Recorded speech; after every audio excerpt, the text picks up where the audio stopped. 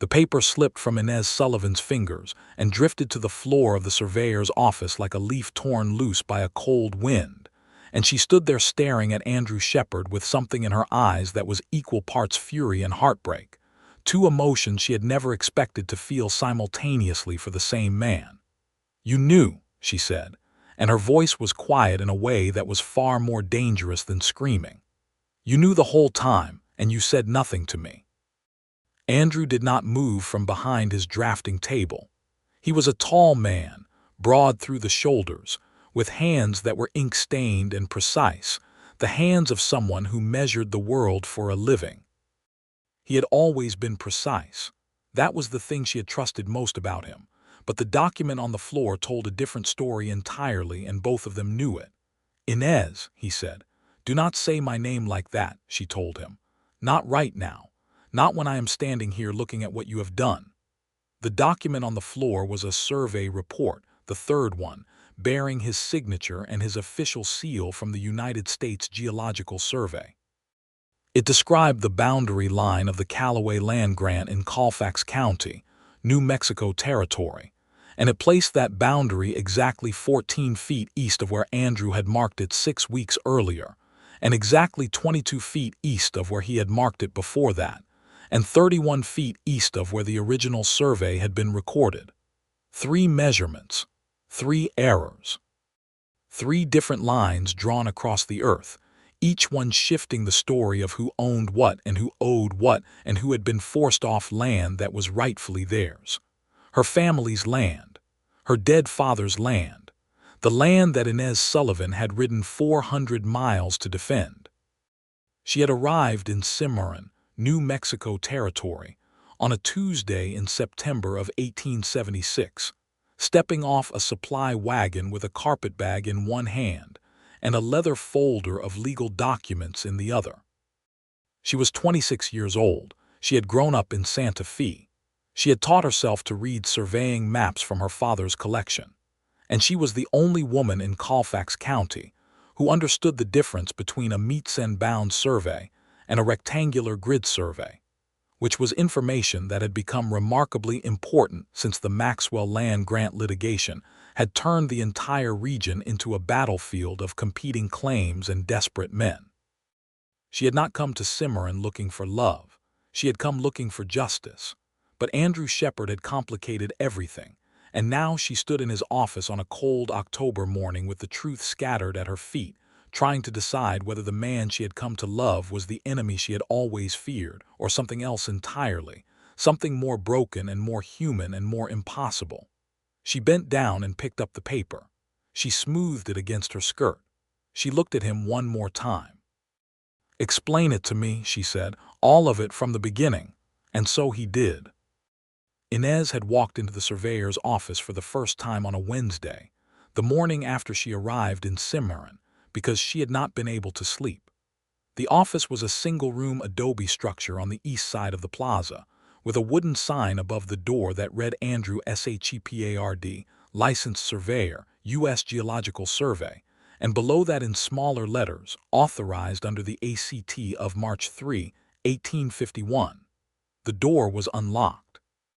She had pushed it open and stepped inside without thinking, because the door was unlocked and she had a habit of going through unlocked doors. The room smelled of pine resin and linseed oil and the particular metallic sharpness of India ink.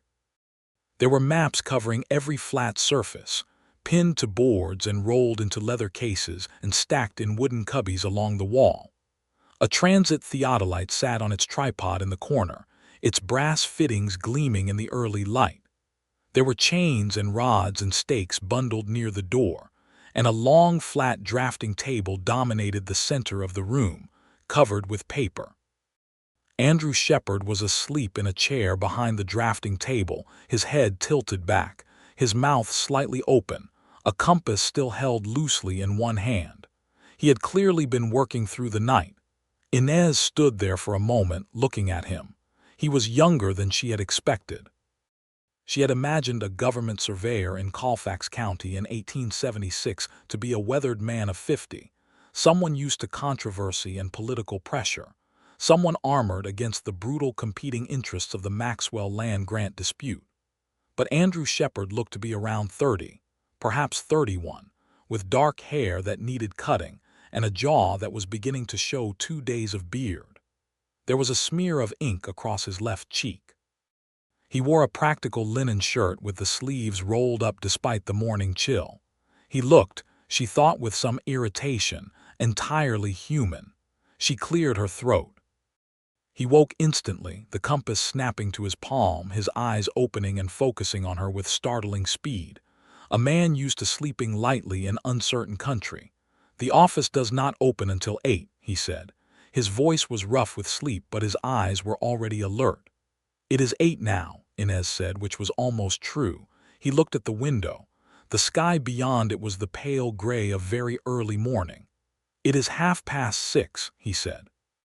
"You left the door unlocked," she said, as if this settled the matter entirely. He stared at her. She stared back. She was not a woman who looked away first, and she never had been. He rubbed his face with the hand that was not holding the compass, seemed to notice the compass, set it carefully on the table, and stood up. He was considerably taller than she had estimated, which she noted and filed away as information. "Andrew Shepard," he said. "Can I help you?" "Inez Sullivan," she said. "I need to see the survey records for the Sullivan land parcel in the Rayado Canyon section. My father, Thomas Sullivan, filed a preemption claim in 1863. I have reason to believe the boundaries have been redrawn." Something moved through his expression. It was very brief, only a fraction of a second, but Inez had spent her whole life watching people's faces with the same attention she gave to legal documents, and she caught it. "The office does not open until 8, he said again. But he sat back down and reached for the ledger on the shelf behind him. That was how it began. Not with warmth, not with attraction, with a locked door that was not locked and a document she needed, and a man who had something he was not saying. She came back the next morning, officially, at 8 o'clock, with her leather folder and her questions written out on a piece of paper in her careful schoolteacher's hand. She had been a schoolteacher in Santa Fe before her father died and the land dispute became something she could no longer ignore from a distance. Andrew was at the drafting table, working, and he looked up when she came in with an expression that was neither warm nor cold, simply watchful. He had brought 2 cups of coffee from the hotel across the plaza. She noticed 2 of them, set on the corner of the table. She noticed that and filed it away also. "The Sullivan claim," she said, setting her folder on the table. "I have the original filing documents, the land description, and my father's correspondence with the land office in Santa Fe. I need you to show me where the current surveyed line falls." Andrew turned from his table, pulled a large rolled sheet from one of the cubbies, and spread it across the drafting surface, weighting the corners with smooth stones he kept for that purpose. He did not offer her the second cup of coffee. He did not refuse it to her either. He simply left it there on the corner of the table, and after a moment she picked it up because she needed it. The map showed the Rayado Canyon section in careful ink, every ridge and creek and boundary marker recorded with the particular obsessive precision of a man who believed that accuracy was a form of integrity. She could see that about him in the map. Whatever else Andrew Shepard was, he was someone who took the act of measurement seriously. "This is the current recorded line," he said, running his finger along a boundary that bisected the canyon nearly half a mile east of where her father's original claim description placed it. "And this is the Callaway Grant boundary as it currently stands." "As it currently stands," Inez said carefully. "Has it always stood there?" The silence that followed was approximately 2 seconds long, which was 1 second more than a simple yes would have required. "The boundary has been surveyed 3 times, Andrew said. "Each survey is a matter of public record." "I would like to see all 3 surveys," Inez said. "They are a matter of public record," he said again. He crossed the room, pulled open a wooden filing cabinet, and removed 3 documents, which he placed before her without looking at her face. She spread them out side by side on the table, and it took her approximately 4 minutes to understand what she was looking at. because her father had taught her to read surveys the same way he had taught her to read the Bible, with careful attention to every word. What she saw in those 4 minutes made her stomach drop and her hands go still, and her mind begin working very fast and very coldly. 3 surveys. 3 different boundary lines, each one drawn further east than the last, each one moving the Sullivan land incrementally into the territory the Maxwell Land Grant Company was claiming, each one bearing Andrew Shepard's signature. She looked up at him. He was standing at the window looking out at the plaza, his hands clasped behind his back. "Mr. Shepard," she said. "Miss Sullivan," he said without turning. "These surveys do not agree with each other. I am aware of that. The boundary has moved 31 feet in 18 months. I am aware of that also. These errors," she said, and she put the word errors in a very particular place in the sentence, gave it a very particular weight, have the effect of placing approximately 1,200 acres of Sullivan land inside the Callaway Grant. He turned then. He looked at her with something that was, she thought, the most complicated expression she had ever seen on a man's face, and she had seen many complicated expressions. He looked like a man standing at the edge of something with nothing solid beneath him. "Yes," he said, "they do." "Are they errors?" she asked. The silence this time was longer. "I need you to come back tomorrow," he said, "with your original documents." She picked up her folder, gathered the 3 surveys, rolled them carefully, and tucked them under her arm. "I will be here at 8, she said, "with everything I have." She walked to the door. She stopped with her hand on the frame because something made her stop, some instinct she did not fully understand. "The coffee was good," she said. "Thank you." She did not look back to see his expression, but she heard the soft exhale of breath behind her, and somehow that told her more than a response would have. She spent that night in the room she had rented at the Cimarron Hotel, which was a modest establishment that smelled of wood smoke and cooked beans, and the particular dry summer grass smell of New Mexico territory in autumn. She spread her father's documents across the bed, and she worked by lamplight, cross-referencing every boundary description, every creek crossing, every stake position, every bearing notation. She had her father's original field notes, his correspondence with the land office, and a letter from a Santa Fe attorney named Montoya, who had warned her in writing that the Maxwell Land Grant Company had significant influence over the survey process in Colfax County. She did not sleep until 2 in the morning, and what sleep she got was uneasy. When she arrived at the surveyor's office at 8 the next morning, Andrew was already there, and so was someone else.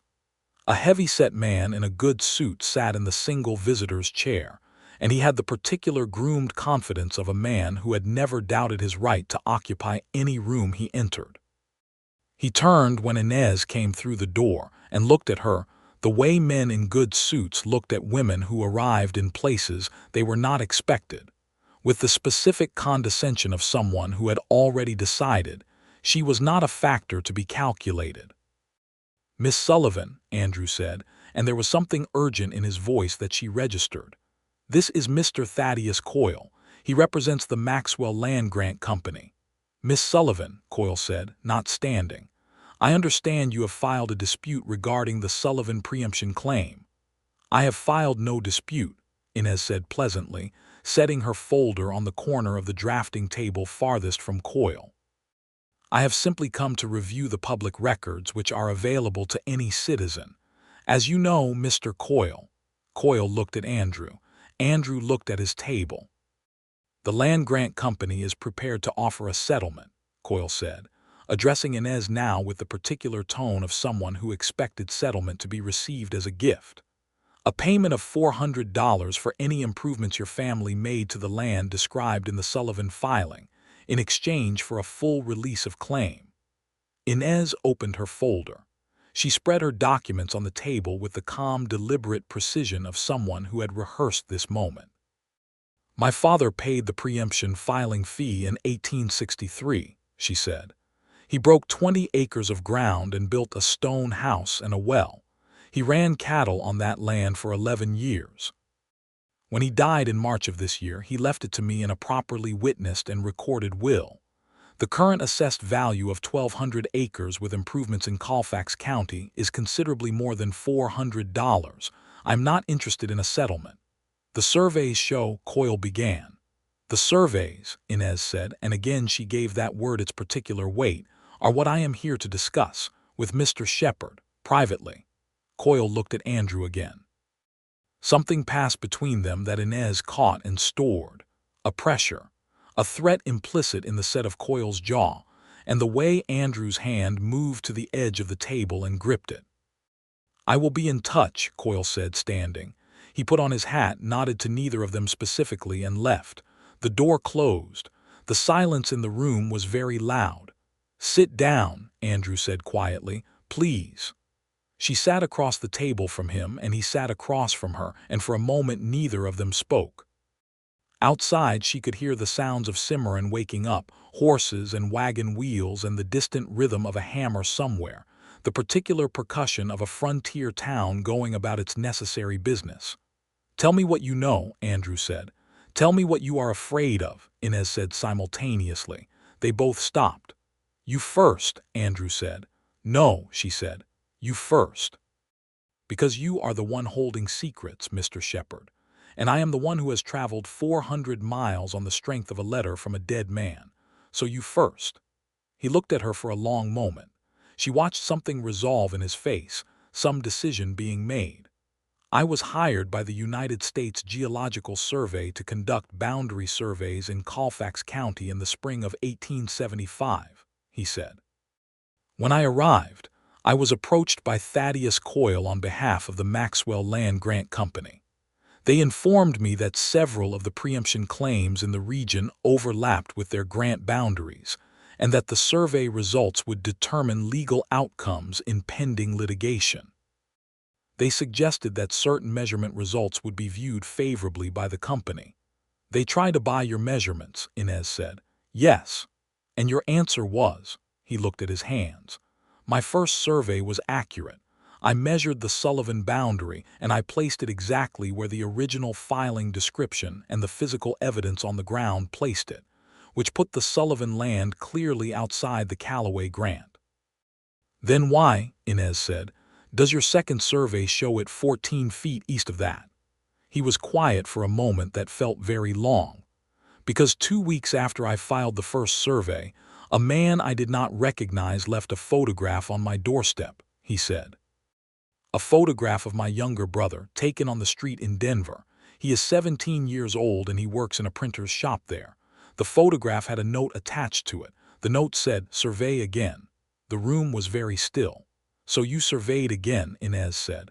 I moved the line 14 feet, he said. Not enough to entirely dispossess the Sullivan claim, but enough to satisfy Coyle temporarily. I thought, he stopped. I thought I could manage it. I thought I could give them something small and protect my brother and find another way. And the third survey, she said. Another note, he said. 3 weeks ago. This time it was not a photograph. It was a description of exactly where my brother walks home from work each evening. The street, the time, the specific alley where he passes the printer's shop. Inez sat with this information, turning it over in her mind the way she turned over legal documents, looking at every edge. So 3 surveys, she said, 3 errors, each one moving my family's land further east, and the third one places the boundary inside the Callaway grant entirely. Yes, Andrew said. Which gives the land grant company legal grounds to argue that the Sullivan land is within their patent. Yes. And your brother is in Denver and you are here, and you have been doing what they asked because you did not see another choice. Yes, he said, and his voice was very quiet now, stripped of everything except the bare weight of admission. Inez was quiet for a long time. She looked at the maps on the wall, at the careful ink lines that represented someone's carefully measured understanding of the world, and she thought about her father, who had broken ground in a canyon in 1863 because he believed that measurement and law and honest work built something lasting. She thought about the stone house he had built, which still stood, which she had not seen since she was 19 years old, but which she knew was still there because the ranch hand who had written to tell her about her father's death had described it in his letter, standing solid in the autumn light. "Andrew," she said, and it was the first time she had used his given name, and they both heard it. He looked up at her. "The first survey," she said. "The accurate one. Do you have your field notes?" "I have everything," he said. "I have kept everything, every measurement, every bearing, every stake position." "Then we are going to fix this," she said. "Coyle will not." "I know what Coyle will and will not do," she said. "I am not thinking about Coyle right now. I am thinking about what can be proven and what cannot, and I am thinking about the fact that a federal surveyor who can document his own coercion is a significantly more powerful piece of evidence than a land grant company's claim. I'm also thinking about the fact that there is a federal circuit court judge sitting in Santa Fe right now who is specifically hearing Maxwell land grant disputes, and that I have a letter of introduction to him from Judge Elias Brevoort in Santa Fe, who was my father's attorney, and is not a man who responds favorably to intimidation." Andrew stared at her. "Who are you?" he said. "I am Thomas Sullivan's daughter," she said, "and I taught school in Santa Fe for 4 years, and I spent every hour I was not teaching reading law and reading surveys because I knew this day was coming. I knew it was coming before my father died. He wrote to me every month, and he told me about Coyle and the land grant company and the pressure they were applying to every settler in this county. I came prepared." "You are not what I expected," Andrew said. "People rarely are," she said. "Now, show me your field notes." What followed was 3 weeks of the most intense work Inez Sullivan had ever done, and she had done considerable intense work in her life. Every morning she arrived at the surveyor's office at 8 o'clock, and every evening she left when the light failed or her eyes gave out, whichever came first. She and Andrew worked across the drafting table from each other, with maps and field notes and survey chains spread between them, reconstructing the true boundary of the Sullivan claim from physical evidence, recorded measurements, and the testimony of the land itself. They went out into the field together twice, with Andrew carrying the transit theodolite and the chain and Inez carrying the field notebook and the original stake descriptions. And they walked the canyon in the golden October air and found the original boundary markers, the carved stones and the blaze marks on the pinon trees, exactly where her father's 1863 field notes said they would be. Andrew measured from each one with the careful, focused attention of someone who understood that precision was the only currency that mattered in a surveyor's world. Inez wrote down every measurement in her clear, exact hand. It was on the second of these field days, standing in the canyon with the afternoon light coming down through the cottonwoods and the smell of the Rio simmering cold and sharp around them, that she first understood that something had changed between them.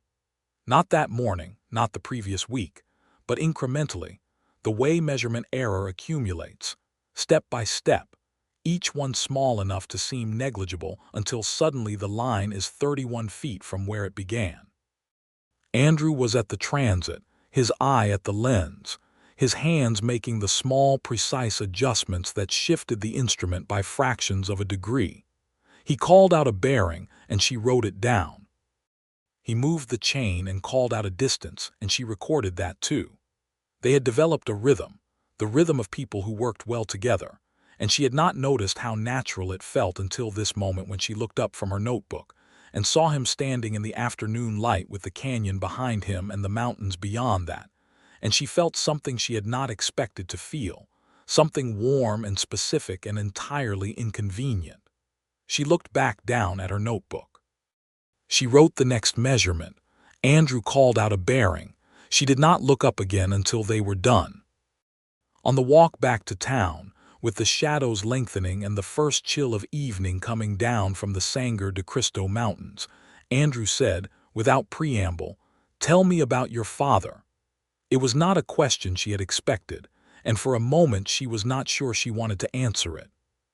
But they had been working together for 2 weeks, and he had told her the most vulnerable thing about himself, his brother, his fear, his complicity, and it seemed small and ungenerous to refuse him something as simple as a story. He was a stubborn man, she said, in the best possible way. He believed that if you did a thing correctly and you could prove it, the world would eventually have to acknowledge it. He was an optimist, which is a rare thing to be in New Mexico territory. Was he right? Andrew asked. About the world acknowledging things, Inez considered. Sometimes. He was right about that land. He measured every inch of it himself, and he wrote down every measurement, and he kept every record, and that is why we have what we have now. She paused. He taught me that measurement is a moral act, that when you measure the world, you are making a promise about truth. Andrew was quiet for a moment. They walked through the dry grass, their boots making the same soft sound. That is what I believed, he said, when I started, before Coyle. You can still believe it, she said. You are choosing to believe it now. That is what this is. He looked at her sideways, and she looked back at him, and something passed between them that was neither a promise nor a declaration, but was something that pointed in that direction, the way a bearing on a compass points toward north without being north itself. They did not speak again until they reached the edge of town. The situation with Coyle escalated on a Friday, 2.5 weeks after Inez arrived. She was at the office alone, Andrew having gone to the land office to request additional archival records, when Coyle arrived with a man she had not seen before, a tall, pale man who stood near the door without speaking, and whose presence had the quality of a threat that had not yet been made explicit. "Miss Sullivan," Coyle said, dropping into the visitor's chair with the ease of someone who owned every room he entered. "I have been patient." "I do not believe patience is generally credited to you, Mr. Coyle," Inez said, continuing to write in her field notebook. "The Land Grant Company is prepared to increase its offer," Coyle said. $800. "That is a very fair price for a dead man's claim." "It is not a dead man's claim," Inez said. "It is my claim, legally transferred under the laws of the territory of New Mexico, and it is worth considerably more than $800. And I believe you know that." Coyle leaned forward. Something shifted in his voice, dropping the professional pleasantness. "Miss Sullivan, you are a schoolteacher from Santa Fe. You have no business in Colfax County legal proceedings. Mr. Shepard's surveys are official federal documents, and they stand as filed. Your father's claim is invalid under the Maxwell Land Grant Patent. The sooner you accept this, the better it will be for everyone." Inez set down her pen. She folded her hands on the table. She looked at Coyle with the particular expression she had used when a student was attempting something they should have known better than to attempt. "Mr. Coyle," she said, "I am going to tell you something, and I want you to listen carefully. I have in this folder," she patted her leather folder, "the field notes and measurements from Andrew Shepard's first survey, which was conducted in April of 1875. I have signed affidavits from 2 of his field assistants who were present during that survey. I have a letter from a resident of Cimarron who witnessed you making a payment to an unknown party the week before Mr. Shepard filed his second survey. I have a copy of the notes that were left at Mr. Shepard's residence, and I have an appointment in Santa Fe with Judge Samuel Axtell and separately with Judge Elias Brevoort that I will keep in 3 weeks' time. So what I would suggest, Mr. Coyle, is that you consider your position very carefully before you say anything further to me." She had not invented any of these things. They were all real. The affidavits had cost her considerable effort, and 2 days of riding to the farms where Andrew's former field assistants lived. The letter had been obtained through a conversation with a hotel clerk who had seen enough of Coyle's operations to be willing to speak. The copies of the threatening notes were in Andrew's handwriting, witnessed by the postmaster. Coyle stared at her for a long moment. The tall, pale man near the door had gone very still. "You have made an error in judgment," Coyle said, but his voice had changed. The pleasantness was entirely gone, and something colder had replaced it. "I have made no errors," Inez said. "That is rather the point." When Andrew came back an hour later, she told him everything. He stood in the middle of the office and listened without speaking, and when she finished, he sat down heavily in his chair and pressed the heels of his hands against his eyes. "He will come after my brother," he said. "I know," she said. "That is why I sent a telegram this morning to the Denver office of the Pinkerton Agency. I have asked them to locate your brother and inform him of the situation and to provide him protection while the matter is being resolved. I have also written to the printer's shop where he works." Andrew looked at her.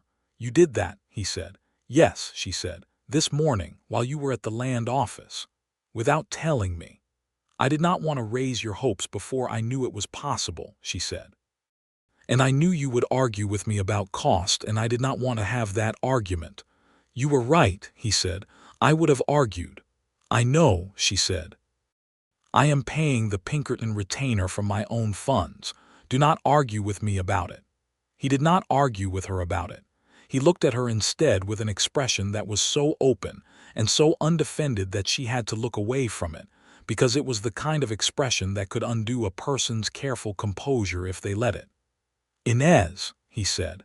"We still have work to do," she said, opening her notebook. "The bearing measurements from yesterday need to be calculated against the original stake positions. Can you start on the eastern boundary traverse while I work on the creek crossing coordinates?" There was a pause. "Yes," he said, and she heard the smile in it, the warmth he was not pressing, the patience of a man who understood that this was not the moment and who was willing to wait for the right one. They worked until midnight. The response from the Pinkerton Agency came 6 days later.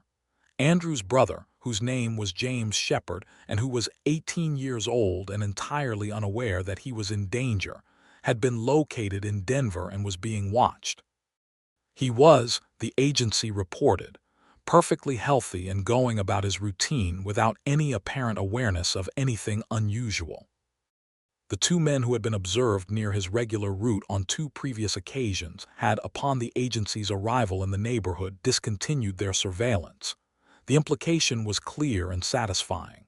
Andrew read the telegram at the office with Inez standing beside him, and when he finished reading it, he set it down on the table very carefully and then turned to her and said, "I do not know how to thank you." "You do not need to thank me," she said. "James is safe. That matters." "It matters to me that you did it," he said, "that you thought of it, that you went to that trouble for someone you have never met. He is your brother," she said, "and he is innocent. And the people threatening him should not be permitted to threaten him. It is quite simple." Andrew was looking at her with that open expression again, the one she found difficult to meet. She picked up her pen and looked at the map. "Andrew," she said. "Yes," he said. "When this is resolved," she said, carefully, precisely, the way she wrote down a bearing, "what will you do?" He was quiet for a moment. She could feel him thinking. "I do not know," he said. "If I testify against Coyle, the land grant company will see to it that I never work for the federal government again. And I cannot blame them. I should have refused from the beginning. I should have found another way to protect James." "You were alone," she said, still looking at the map. "You were dealing with people who had unlimited resources and no scruples, and you were trying to protect your brother, and you made a choice under duress that you would not have made otherwise. That is not the same as corruption. That is fear." "It produced the same result," he said. "It produced a recoverable result," she said, "because you kept the records, because you kept everything. Because somewhere inside you, you knew that precision was the only thing that could save this. And you were right." She heard him exhale. She heard him move one step, and she felt him standing beside her at the table, close enough that she could feel the warmth of him in the October chill of the office. "Inez," he said, "look at me." She looked up from the map. He was very close. His eyes were the dark gray of storm clouds over the Sangre de Cristo range, and they were fixed on her with the same focused attention he gave to the lens of his theodolite, as if he were taking a bearing on something he could not afford to misread. "I know this is not the right moment," he said. "I know there is still too much unresolved. But I need to say this now because I am afraid that if I wait until everything is resolved, I will lose the nerve, and I cannot live with having lost the nerve." He paused. "You are the most remarkable person I have ever met. You came into this office 3 weeks ago and you upended everything I thought I knew about what was possible, and I have been trying to keep my feet under me ever since. I am in considerable danger of—" He stopped. "Of what?" she said. Her voice was steadier than she felt. "Of falling in love with you," he said, "if I have not already." The fire in the small iron stove in the corner of the office made its particular crackling sound. Outside, a dog barked once and then stopped. The lamp on the table sent its yellow light across the maps and the field notes and the careful record of 2 people's work. "That is inconvenient," Inez said. "I know," he said. "We have a significant amount of work left to do," she said. "I know that too," he said. "I am not asking for anything. I just needed to say it." She looked at him for a long moment. She thought about her father, who had believed that measurement was a moral act, that when you looked at the world carefully and recorded what was true, you were making a promise. She thought about what it meant to measure something and stand behind your measurement to say, "This is what is true and I will defend it." "You are not the only one," she said quietly, "in danger of it." He held very still, the way he held still when he was taking a precise measurement and did not want the instrument to shift. "All right," he said very quietly. "All right," she agreed. They went back to work. 2 days later, Inez rode to the Sullivan land in Rayado Canyon for the first time in 7 years. She went alone, on a horse she rented from the livery, because she needed to do this without an audience. The canyon was as she remembered it and different at the same time, the way places always are when you have grown inside your memory of them and cannot quite match the memory to the present. The cottonwoods were gold. The creek was low but running.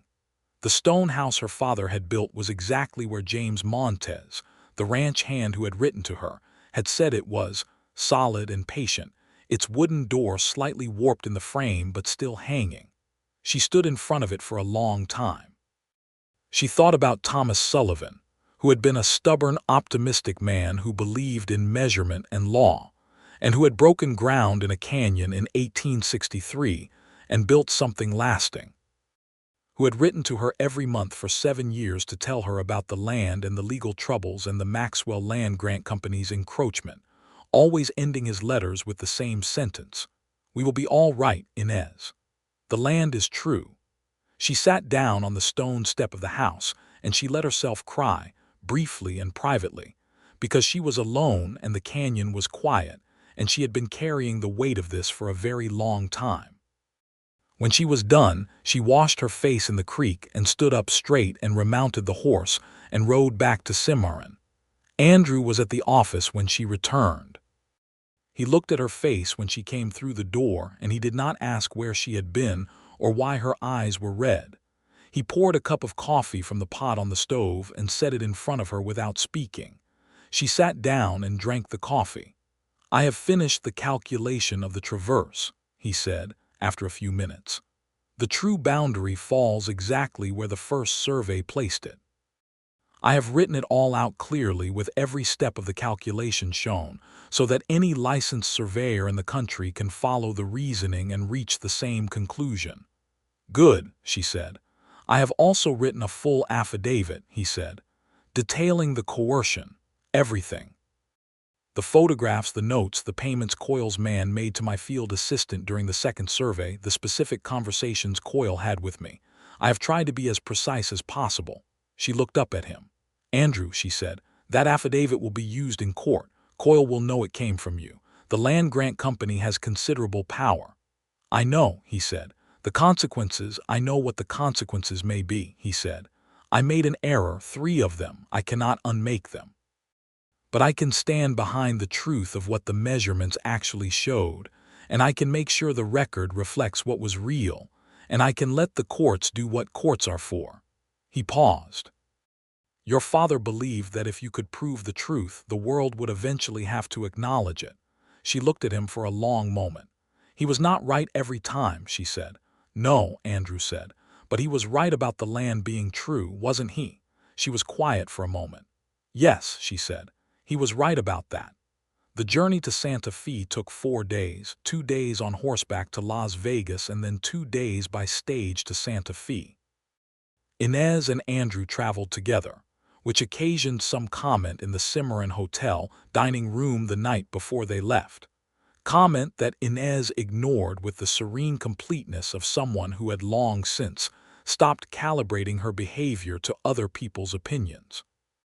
They rode side by side through the high desert country south of Cimarron, through sage and juniper, and the long grass valleys between the mountains, and they talked with the ease of people who had been working closely together for a month and had run out of the usual formality. Andrew told her about growing up in Ohio, where his father had been a civil engineer on the railroad surveys, and how he had learned measurement from a young age, following his father through flat Ohio bottomland with a leveling rod and learning to read a transit before he could read print. He told her about his mother, who had died when he was 16 and James was 4, and how he had raised James alongside their father until the father followed 2 years later, and then raised James alone, taking any survey work he could get until the federal appointment came through. "He is the reason for all of it," Andrew said. "Not just the reason for the mistake with Coyle. The reason I became a surveyor. I needed work that I could do and that could support 2 people, and this was something I was good at." "You are very good at it," Inez said. "Whatever else has happened, the accuracy of your first survey is unmistakable. You have an exceptional eye." "You do too," he said. "I have never met a woman who could read a transit survey the way you do." "My father taught me," she said.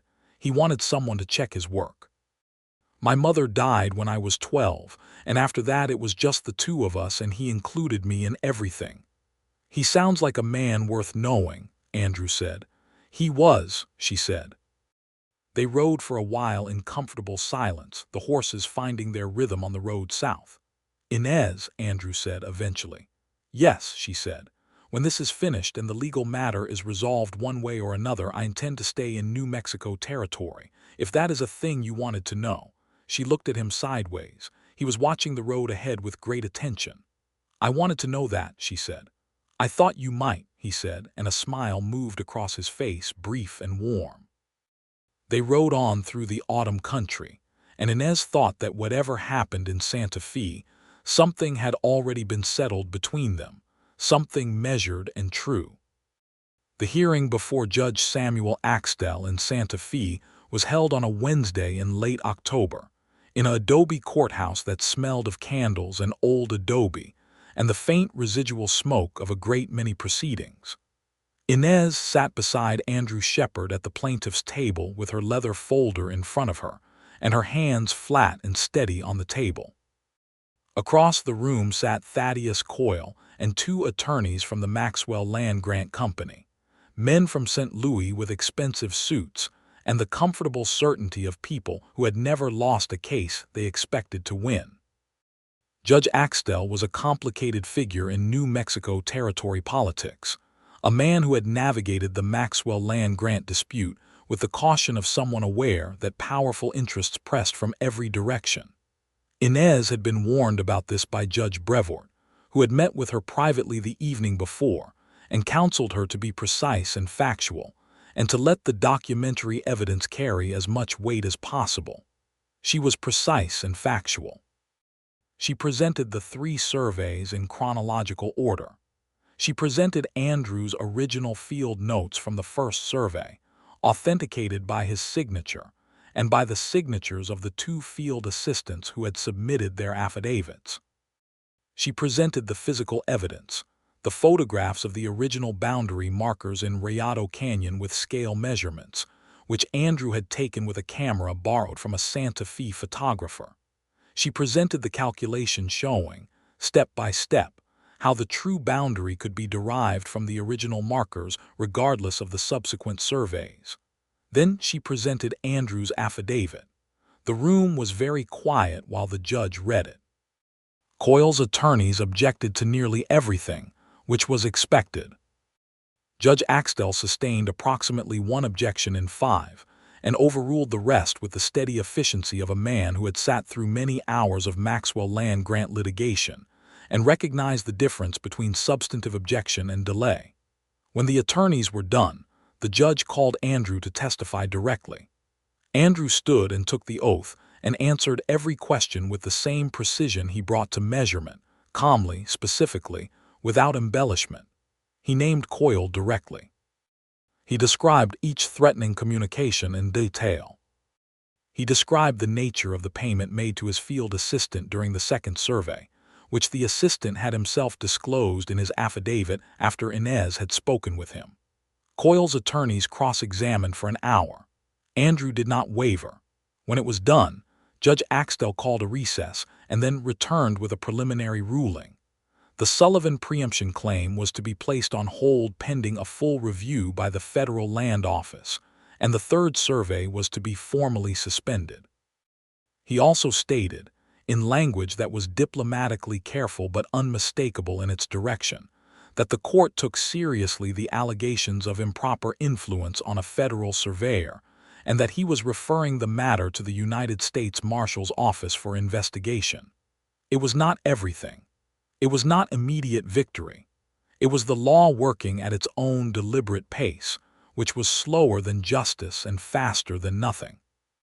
But it was movement in the right direction, and it was founded on truth, and Thomas Sullivan's daughter understood the value of that. Outside the courthouse in the Santa Fe afternoon, with its blue sky and its smell of pinon smoke and green chili, Andrew stood beside Inez on the steps, and they looked out at the plaza where the citizens of New Mexico Territory were going about their ordinary business in the golden afternoon. "It will take months," Andrew said. "The Land Office review, the Marshal's investigation." "I know," she said. "I have time." "Where will you be?" he asked. "While you wait." She looked at the plaza. She thought about the canyon, the gold cottonwoods, the stone house with its slightly warped door. "I am going back to Cimarron," she said. "The house needs work. The fences need work. There is land there that belongs to me, and I am not going to wait in Santa Fe for the law to catch up with what I already know is true." She paused. "My father ran cattle on that land. I intend to run cattle on it again." Andrew turned to look at her. She could feel his eyes on the side of her face. "You need someone who knows the county," he said carefully. "The ranchers, the water rights, the range. Someone who has been in the area long enough to know who is trustworthy." "I do," she agreed. "The surveyor's appointment in Cimarron is technically still mine until December," he said. "And there are several small surveys I am obligated to complete for homesteaders in the area who have nothing to do with the land grant dispute. Honest work." "That is good," she said. "I could be in Cimarron until December," he said. "At least." "That would be," she said, and she paused to find the right word, precise and true, the way her father had taught her, "welcome." He turned fully to face her, and she turned to face him, there on the courthouse steps in the Santa Fe afternoon, with the whole complicated world of New Mexico Territory going about its business around them. He looked at her with that open, undefended expression that she had come to know over the past month, the expression that told her everything she needed to know about who Andrew Shepard was when he was not afraid. "Welcome," he repeated, as if testing the weight of it. "Yes," she said. He put out his hand, not to shake hers, but simply to offer it, palm up, an invitation that required no particular response. She looked at it for a moment, then placed her hand in his. His fingers closed around hers, with the careful confidence of someone who had measured enough of the world to know when something was exactly right. They stood there in the sunlight for a moment, holding on to each other on the steps of a courthouse in a territory that was still deciding what it was going to be. Then Inez said, "We should send a telegram to James." Andrew laughed, genuine and sudden and warm, the laugh of a man who had been holding tension for a very long time and had just set it down. "Yes," he said, "we should." They went back to Cimarron. November came with its cold mornings and its long blue afternoons, and Inez moved into the stone house in Rayado Canyon and set about making it habitable, which required considerably more work than she had initially estimated. The chimney needed repointing. 2 of the roof beams needed replacing. The well needed cleaning. The fences that her father's ranch hand had maintained were holding but barely, and the cattle that remained on the property, a small herd that the ranch hand James Montez had kept alive through the uncertainty, were thin and needed attention. James Montez himself was 42 years old and had worked the Sullivan land for 9 years, and he was, Inez quickly discovered, as essential to the operation of the ranch as the water in the well. He knew the canyon in every season, knew which areas flooded in spring, knew which pastures held the best grass in autumn, knew the names and reputations of every neighbor within 20 miles. He had stayed through the legal dispute out of loyalty to Thomas Sullivan's memory, and he greeted Inez with the respectful reserve of a man waiting to see whether she was going to be worth that loyalty. She was, she intended to make clear, worth it. Andrew came out to the canyon on weekends, when his survey work permitted, and he brought his tools and his strength, and increasingly, his easy, comfortable presence that Inez had come to rely on without quite noticing when it had happened. He helped repoint the chimney, which he had no particular expertise in but which he approached with the systematic precision he brought to every task. He helped replace the roof beams. He and James Montez developed a rapport, which Inez observed with satisfaction, because James Montez was a man whose judgment she trusted, and his judgment on Andrew was clear. "He does not treat the land like a stranger," James said to her one morning, watching Andrew measure the fence line with a care that was entirely unnecessary for fencing purposes, but entirely characteristic of the man. "Some men come to land like they are passing through. He looks at it like he plans to stay." "He does not have anywhere else to be," Inez said. James looked at her with the expressiveness of a man who said a great deal without speaking. "Neither do you," he said, and went back to his work. On a Saturday afternoon in mid-November, Andrew brought his theodolite to the canyon and spent 4 hours conducting what he called a proper boundary survey of the Sullivan parcel, using every original marker they had documented, recording every measurement, producing a field notebook that was, in Inez's estimation, one of the finest survey records she had ever seen. When he was done, he sat on the stone step of the house, exactly where she had sat 2 months earlier, and cried privately for her father, and he opened the notebook to the first page. "This is for the land office," he said, "for when the review is complete, this is what I should have given them 18 months ago." Inez sat beside him on the step. Their shoulders were touching. She did not move away, and neither did he. "It is good work," she said. "It is accurate work," he said. "Which is the only kind worth doing." She thought about telling him then, about the conversation with James Montez, about what it meant that Andrew looked at the land like he planned to stay. But she did not say it, because some things were better arrived at gradually by careful measurement and honest reckoning, and she had learned to trust that process. She said instead, "The chimney draws well now. I made supper before I came out to find you. There is enough for 3 if James has not already eaten." Andrew closed the notebook. He looked at her with a warmth that was entirely at home in his face now, completely settled there. "That sounds exactly right," he said. They had supper in the stone house in the canyon, the 3 of them around the table that Inez had found in the back room and cleaned, and set with the serviceable dishes that had been her father's.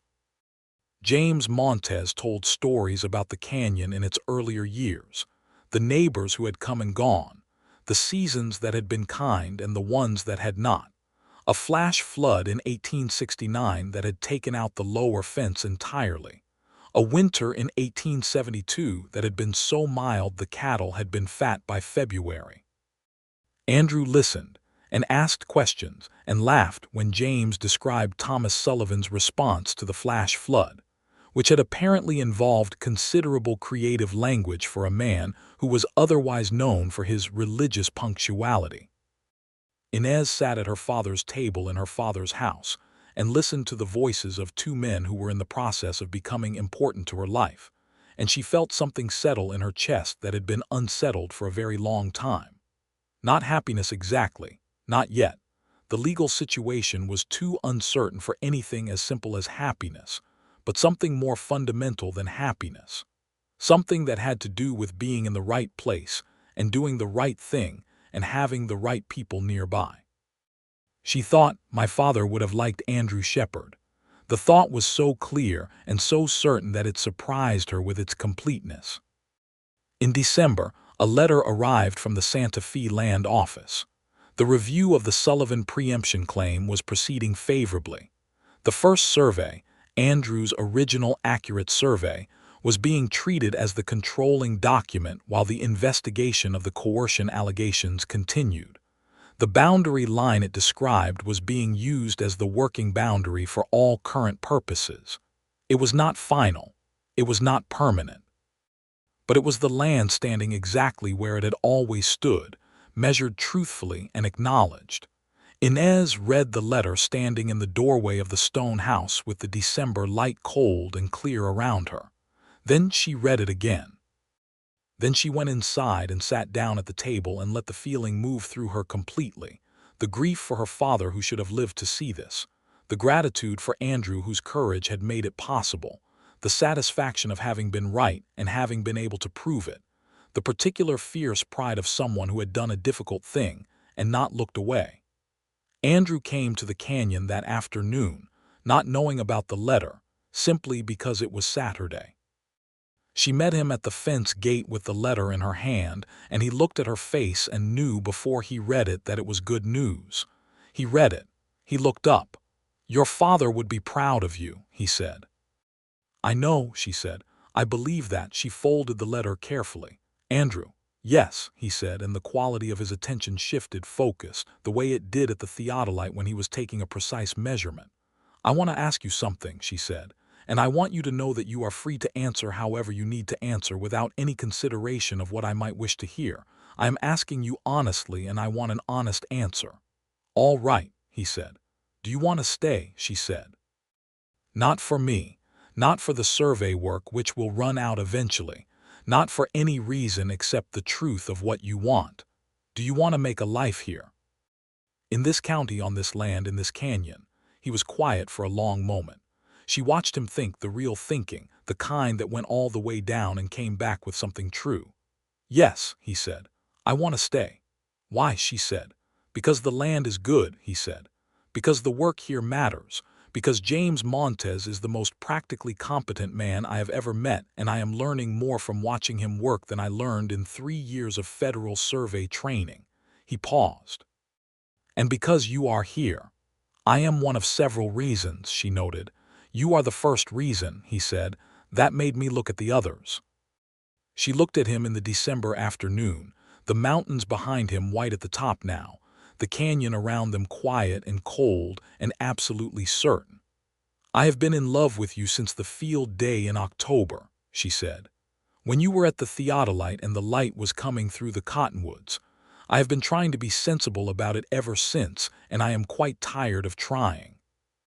Andrew crossed the distance between them in 2 steps and took her face in his hands, ink-stained, precise hands that had measured half of New Mexico territory, and had just found what they were actually looking for. And he kissed her with all the care and all the intention of someone who had been wanting to do exactly this for a very long time, and was absolutely certain about doing it now. The canyon was quiet around them. The December light was cold and gold. Somewhere in the upper pasture, a cow lowed once and then was silent. When they stopped, Inez's forehead was resting against his shoulder and his arms were around her, and they were both, she thought, approximately where they needed to be. "I have wanted to do that since the morning you walked through my unlocked door," he said. "That was very early," she said. "We barely knew each other." "I knew enough," he said. "You walked in at 6:30 in the morning and looked at me like I was a problem you were fully capable of solving." She laughed, surprised by it, the genuine laugh she did not often let out, the one that was a little undignified. "You were," she said, "more complicated than I initially estimated, but fundamentally solvable." "I am glad to hear it," he said. They stood in the gateway of the Sullivan land in Rayado Canyon in December of 1876, and the world around them was cold and clear and full of problems still to be solved. The legal review still ongoing, the ranch work of winter ahead of them, James Shepard in Denver needing to be written to with the full account of what had happened, the fences still requiring attention. There was no shortage of things that needed doing. But the land was true, and they were standing on it, and they were together. That was enough to begin with. The winter was hard in the way New Mexico Territory winters could be hard.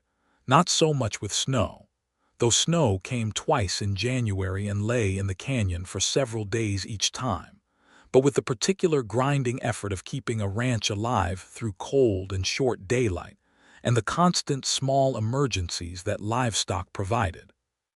One of the cattle had a difficult birth in late January, and James Montez sat up 2 nights with it and saved the calf, which was a vigorous black bull calf that Inez named, without any particular ceremony, True North, because she was in a naming mood and it seemed right. Andrew was there for the second night of the calf's crisis, having ridden out from Cimarron after receiving James's message, and he proved useful in the way that a methodical person with good hands and the willingness to stay calm in a crisis is useful.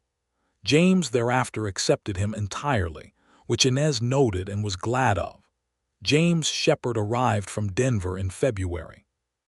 He had come himself, rather than waiting to be written to, because the Pinkerton agent had given him a general account of the situation, and he was, it transpired, a young man of considerable initiative for 18. He arrived in Cimarron on the stage from Las Vegas, carrying a small trunk and a printer's apron he had forgotten to take off in the hurry of departure, and he stood in the surveyor's office looking at his older brother with the expression of someone who had been frightened at a distance for several months, and was now intensely relieved to see the subject of that fear in person and unharmed. Andrew introduced him to Inez. James looked at her with the frank appraisal of a young man taking the measure of someone important and then said, without any awkwardness, "You are the one who hired the Pinkerton agents." "Yes," Inez said. "Thank you," he said. He meant it entirely. "You are welcome," she said. "Are you hungry? James Montez made beans this morning." There were, Inez reflected, a great many practical and enjoyable aspects of having James Shepard arrive, not least of which was that he was funny in the unguarded way that young men who are genuinely happy are funny, and he brought with him the warmth of family that Andrew had been carrying alone for a long time, and the stone house in the canyon felt fuller and more itself when there were people in it. James Shepard stayed through February, helping with the ranch work and being educated by James Montez in the particular arts of New Mexico Territory, ranching with the eagerness of someone who had spent 4 years setting type and was deeply ready for a different kind of work. He was a quick learner, and he was willing to be wrong, which was the most essential quality. He went back to Denver in March, because he had a position he valued and friends there, and a life that was his own. But he left with the stated intention of returning in the summer, and Andrew drove him to the stage in Cimarron and came back to the canyon that evening with the particular lightness of a man who had been reconciled to something he had been afraid of losing. The formal resolution of the Sullivan land claim came in April of 1877, in the form of a letter from the United States Land Office confirming that the original Sullivan preemption claim was valid, and the first survey boundary was the controlling legal boundary. The Maxwell Land Grant Company's claim to the Sullivan parcel was rejected on the basis of the documented boundary error, meaning the first survey, Andrew's accurate one, which unambiguously placed the Sullivan land outside the Callaway patent. The investigation into Thaddeus Coyle and the Land Grant Company's manipulation of the survey process was ongoing and would continue through the decade, ensnared in the slow, grinding work of federal litigation. But the Sullivan land was resolved, clearly and finally. Inez stood in the canyon when she got the letter, in the April morning with the cottonwoods just beginning to leaf, and she read it 3 times with the deliberate attention she gave to every document. Then she walked to the edge of the creek and stood there in the cool morning air and looked at the water running and the canyon walls rising above her and the sky very blue overhead. "Thank you," she said, to no one, and to Thomas Sullivan specifically. Andrew found her there 10 minutes later, having come from the upper pasture where he had been helping James Montez with the spring fence work. He saw the letter in her hand and he read her face and he said nothing, just stood beside her at the creek, close enough that their shoulders were touching. "It is done," she said. "Yes," he said. "My father was right," she said. "The land is true." "Yes," he said. She turned to look at him. He was watching her with that particular attention, the theodolite attention, the kind that missed nothing. "I want to ask you something else," she said. He waited. "I asked you in December whether you wanted to stay," she said. "You said yes. That answer has not changed, has it?" "It has not changed," he said. "Good," she said, "because I want you to stay. And I want," she stopped, finding the words with the care she gave to all precise things. "I want what people have when they decide to stay. I want the ordinary things, the work of it, the difficulty of it, the seasons. I want someone to eat supper with and argue with about measurement errors and work alongside and come home to." She looked at the creek. "I want that with you specifically." Andrew was quiet for a moment. "Inez Sullivan," he said, "are you asking me to marry you?" "I am indicating that I would receive such a proposal favorably," she said, which was the most precise thing she could say without saying the thing she was leaving for him to say. Andrew reached into his coat pocket. He produced a small object wrapped in a piece of survey paper which he handed to her. She unwrapped it. Inside was a ring, a simple gold band set with a small piece of turquoise, the deep sky-blue turquoise of New Mexico territory, smooth and bright in the morning light. She stared at it. "I bought that in January," he said. "I was in Cimarron for supplies and I walked past the jeweler's and I thought," he stopped.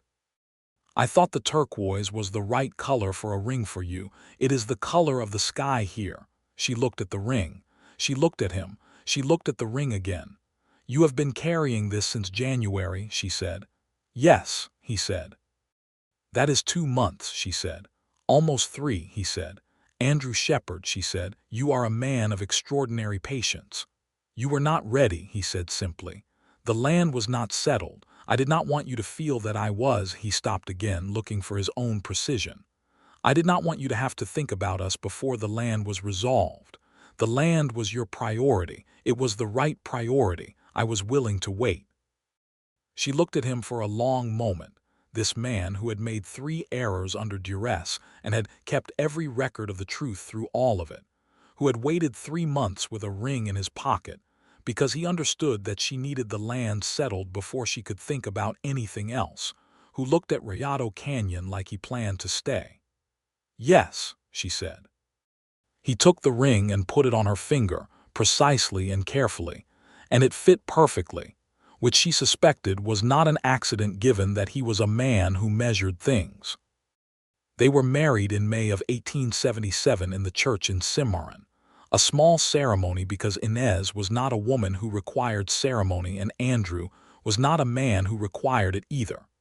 James Montez stood with them, and James Shepard had come down from Denver specifically for it, and stood on Andrew's side, wearing a new coat he had clearly purchased for the occasion and was clearly proud of. Judge Brevoort had sent a letter from Santa Fe. 3 of the Canyon neighbors came, people who had known Thomas Sullivan, and who came to see his daughter married with the particular warmth of a community that understood what the Sullivan land and its survival meant. The minister said the words. Andrew and Inez said the words. There was nothing complicated about it.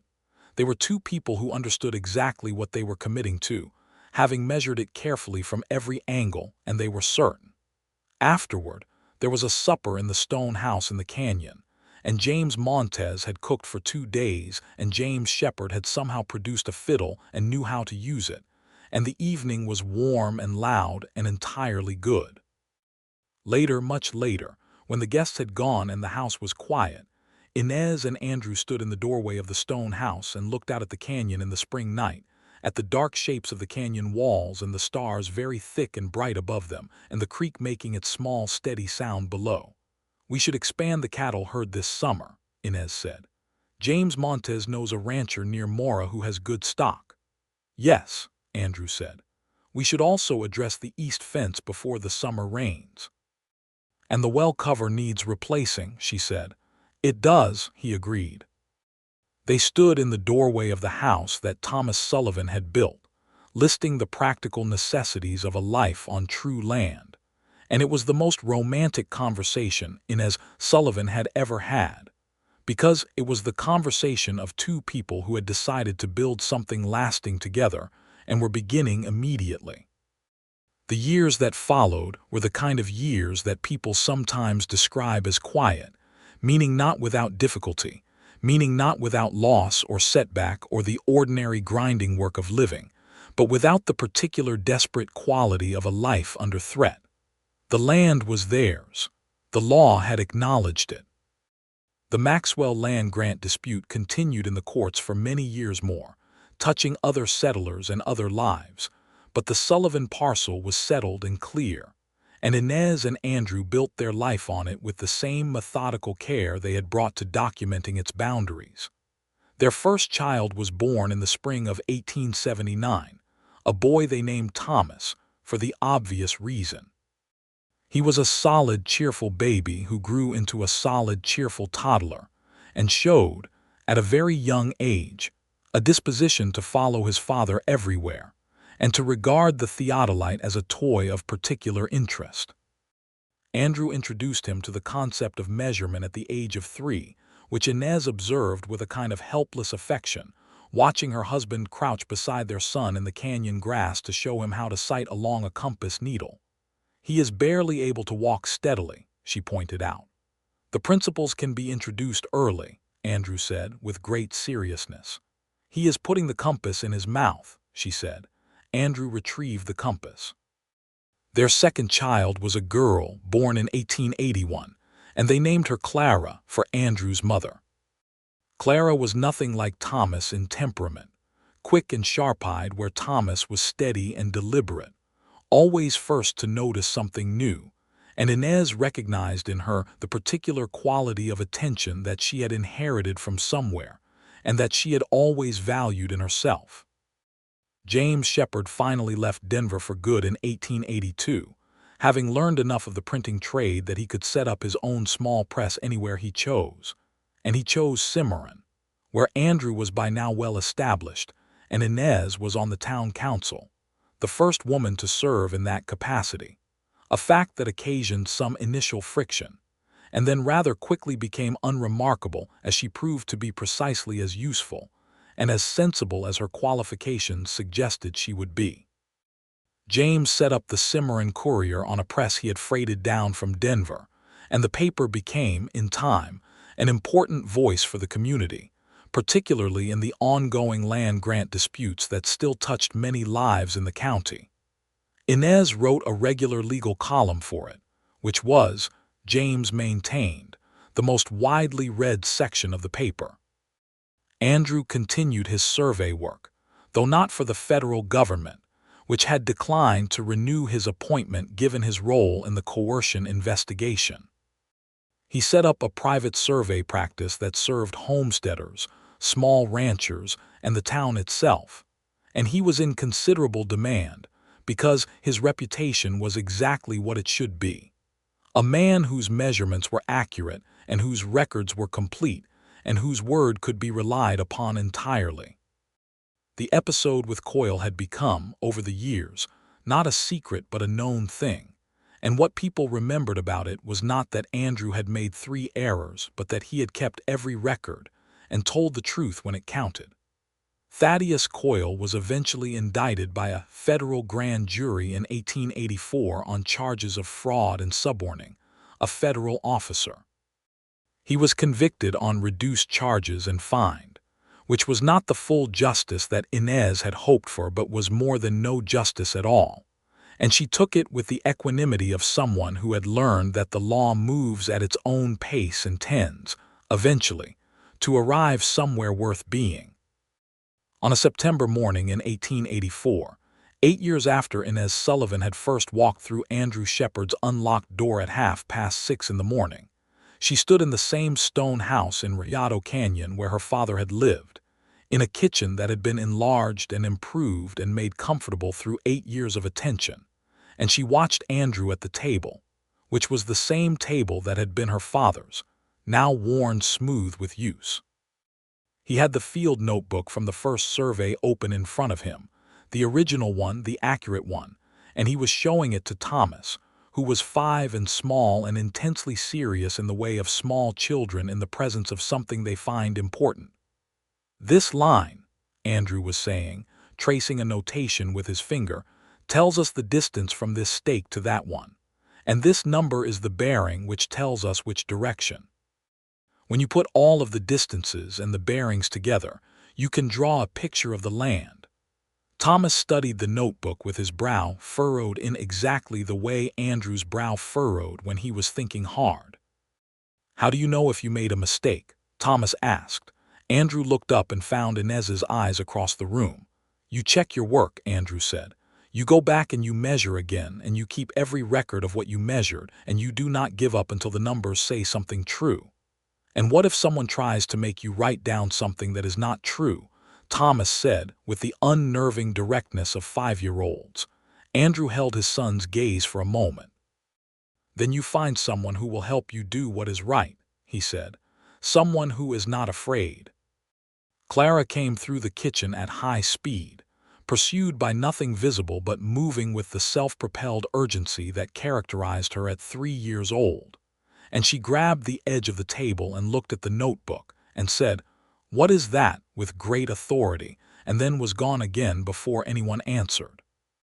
Inez set down the coffee cup she had been refilling and crossed the kitchen to the table, and she put her hand on Andrew's shoulder, and he covered it with his own, the two of them standing above their son and the open notebook with the canyon morning coming through the window, the September light gold and particular and entirely familiar. "Your grandfather measured this land," Inez said to Thomas, "and your father measured it again to make sure it was true, and one day you will measure it too." Thomas looked up at his mother with her dark eyes and her composed expression and the small smile she saved for things she meant completely. "And then what?" he said. "And then," Inez said, "the land goes on being true. That is how it works. You measure it and you tell the truth about it and it stays." Thomas seemed satisfied with this. He looked back at the notebook. "Can I hold the compass?" he said. Andrew laughed and produced the compass from his pocket, the same one he had been holding the morning Inez walked through the unlocked door, the one he had carried for 15 years through the whole of his surveying life. He placed it carefully in his son's small hands. Outside in Rayado Canyon, the cottonwoods were beginning to turn gold at their edges, the way they always did in September, the first announcement of autumn. The creek ran clear and cold over its stones. The fences held. The cattle grazed in the upper pasture in the good grass of the late season. The stone house stood where Thomas Sullivan had built it in 1863, solid and patient and entirely itself. The land was true. It had always been true. And now it had people who knew it and measured it, and would go on knowing it, through every season and every difficulty, with the instruments of precision and the willingness to stand behind what they found. That morning in the kitchen, with the compass passing between one set of careful hands and another, Inez Shepard understood something that she had been approaching for 8 years. Since the morning she walked through an unlocked door at 6:30 and found a man asleep at a drafting table with a compass in his hand. She understood that the greatest things in a life were not found by going looking for them. They were found by doing the right thing with complete attention, by measuring honestly and keeping the records and telling the truth when it mattered, and discovering that those precise and necessary acts had a way of leading, step by careful step, to exactly where you were meant to be. Andrew looked up at her from the table. She looked back at him. "We need to look at the east fence this afternoon," she said. "James Montez thinks there may be a section down near the lower creek." "After the morning survey," Andrew said, "I have a homesteader coming at 9 to look at his boundary stakes." "Fine," she said. "I have a town council letter to draft and a legal column to finish for James by Thursday." "Then we are both busy," Andrew said. "We are always both busy," she said. "That is what I prefer." He reached up and covered her hand on his shoulder again, and she turned hers over so their palms were together, and they held on for a moment in the kitchen of the house that had stood through all of it, the disputes and the threats and the measurements and the love, while their son studied the compass, and the cottonwoods turned gold in the canyon below. The land was true. They were true. And all the measurements they would take together from this morning forward would be recorded faithfully, in the clear, precise hand of someone who understood that honesty was the only foundation worth building on, and that a life built on it would stand exactly as long as the stone house in the canyon, which was to say, as long as anyone cared to tend it. Which was, Inez Sullivan Shepard thought, a very long time indeed.